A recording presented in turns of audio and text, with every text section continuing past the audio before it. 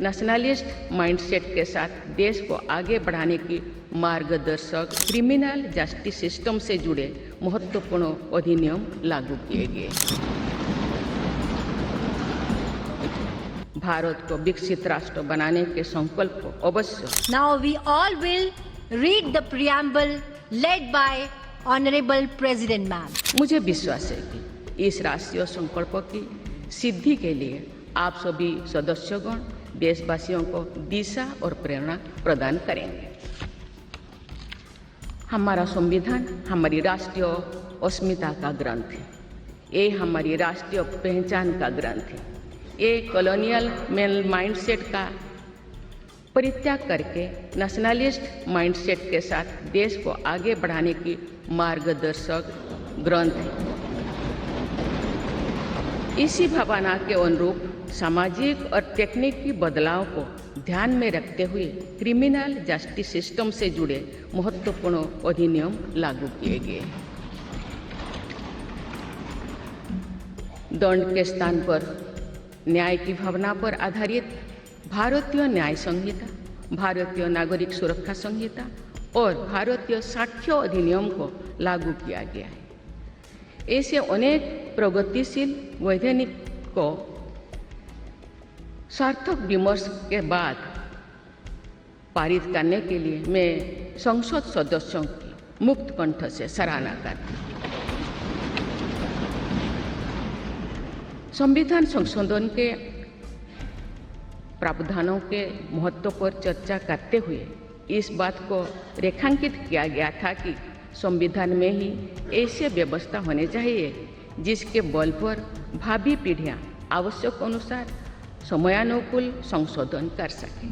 इस प्रकार संविधान निर्माताओं ने हमारे संविधान को गतिशीलता और जीवंतता प्रदान की है।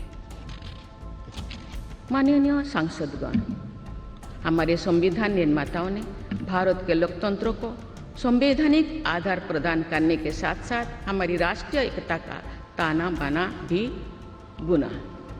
संविधान निर्माण में अग्रणी भूमिका निभाने के साथ साथ सरदार पटेल ने अनेक रियासतों के विलय का महान कार्य करके भारत की एकता को नया स्वरूप दिया। इस वर्ष सरदार पटेल की 150वीं जयंती देशवासियों ने मनाई। उनकी 150वीं जयंती के उपलक्ष्य में पिछले वर्ष से आगामी वर्ष तक चलने वाले कार्यक्रम के माध्यम से देशवासी राष्ट्रीय एकता तथा गौरव की आदर्शों से जुड़ेंगे। हमारी संसद हमारे राष्ट्र का प्रतिबिंब है। लौह पुरुष सरदार वल्लभ भाई पटेल के आदर्शों को प्रसारित करने तथा कार्यरूप देने में आप सबका योगदान महत्वपूर्ण है। जौन अभिव्यक्ति को परिलक्षित करने वाली हमारे संसदीय प्रणाली विभिन्न आयामों पर और अधिक मजबूत होती गई है। वयस्क मताधिकार का प्रावधान करके हमारे संविधान द्वारा जनता के विवेक पर जो आस्था व्यक्त की गई है, उसकी सफलता की विश्व के अन्य अनेक देशों में सराहना की जाती है। पिछले कुछ वर्षों के दौरान महिला मतदाताओं द्वारा बढ़ चढ़कर मतदान करना हमारी लोकतांत्रिक चेतना को विशेष सामाजिक अभिव्यक्ति देता है। महिला, युवा, गरीब, किसान, अनुसूचित जाति और जनजाति समुदाय के हमारे देशवासी, मिडिल क्लास तथा न्यू मिडिल क्लास के लोग हमारी लोकतांत्रिक प्रणाली को पंचायत से संसद तक मजबूती से दे रहे हैं। हमारी समावेशी लोकतंत्र में जन जन की भागीदारी को प्रोत्साहित किया जा रहा है। धरती आबा भगवान बिरसा मुंडा की जयंती के दिन जनजातीय गौरव दिवस मनाने की परंपरा शुरू की गई है और उसे बहुआयामी विस्तार दिया जा रहा है। भगवान बिरसा मुंडा की 150वीं जयंती से जुड़े समारोह देश भर में वर्षों पर्यंत आयोजित हुई। विरासत और विकास को जोड़ने वाली जनजातीय परंपराओं का संरक्षण और संवर्धन किया जा रहा है। संवैधानिक आदर्शों में निहित सर्वसमावेशी दृष्टि हमारी शासन व्यवस्था को दिशा प्रदान करती है। हमारे संविधान में निहित नीति निर्देशक तत्व हमारी शासन व्यवस्था के लिए मार्गदर्शन प्रदान करते हैं। संविधान सभा के अध्यक्ष डॉक्टर राजेंद्र प्रसाद ने कहा था कि जो स्वाधीनता हमने प्राप्त की है उसकी रक्षा करना और उसको बनाए रखना तथा जनसाधारण के लिए उसको उपयोगी बनाना उन पर निर्भर करता है जो इस संविधान का क्रियान्वयन करेंगे। ये प्रसन्नता का बात है कि हमारी संसद ने डॉक्टर राजेंद्र प्रसाद जी के अपेक्षा के अनुरूप राष्ट्रहित में कार्य किया है तथा जन सामान्यों के जीवन को बेहतर बनाने के लिए निरंतर प्रयास किए।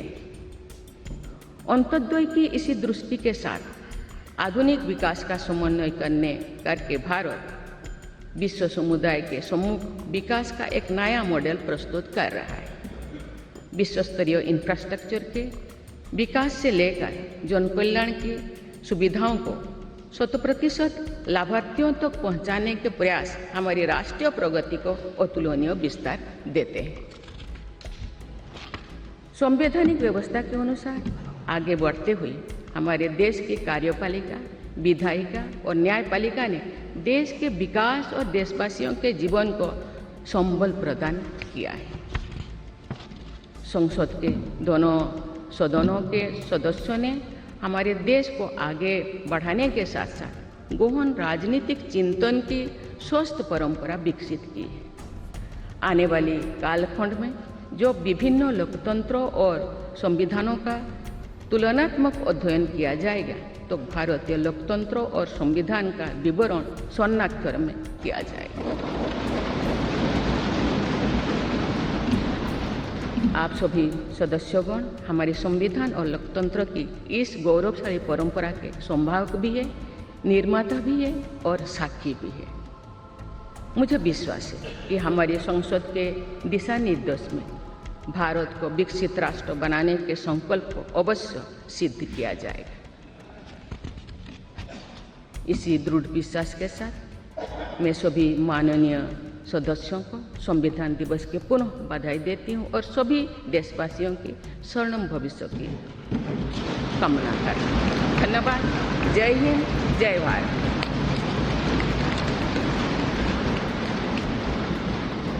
बहुत बहुत धन्यवाद माननीय राष्ट्रपति जी। और अब आपसे विनम्र अनुरोध है कि आज के इस विशेष अवसर पर आप पूरे राष्ट्र के साथ उद्घोषिका का वाचन करें। Now we all will read the preamble led by honourable president ma'am.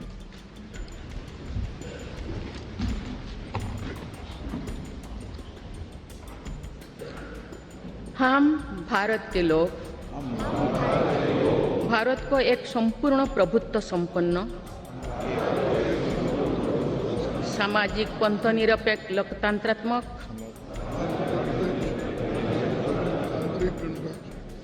गणराज्य बनाने के लिए तथा उसके समस्त नागरिकों को सामाजिक, आर्थिक और राजनैतिक न्याय, विचार, अभिव्यक्ति, विश्वास, धर्म और उपासना की स्वतंत्रता, प्रतिष्ठा और अवसर की समता प्राप्त कराने के लिए तथा उन सब में व्यक्ति की गरिमा और राष्ट्र की एकता और अखंडता सुनिश्चित करने वाली बंधुता बढ़ाने के लिए दृढ़ संकल्प होकर अपनी इस संविधान सभा में आज तारीख 26 नवंबर 1949 ईस्वी को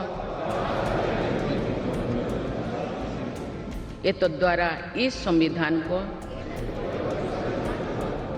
अंगीकृत, अधिनियमित और आत्मार्पित करते हैं।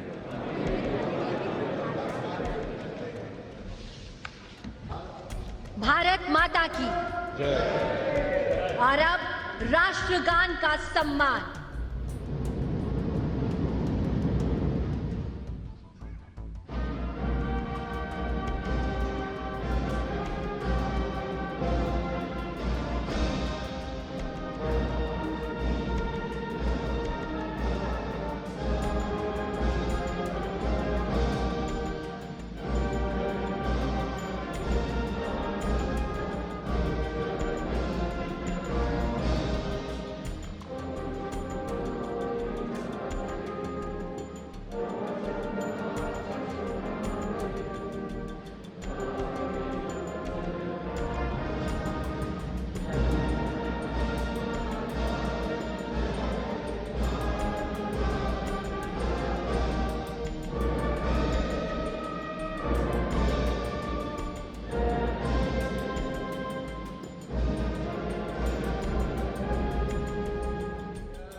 भारत माता की जय।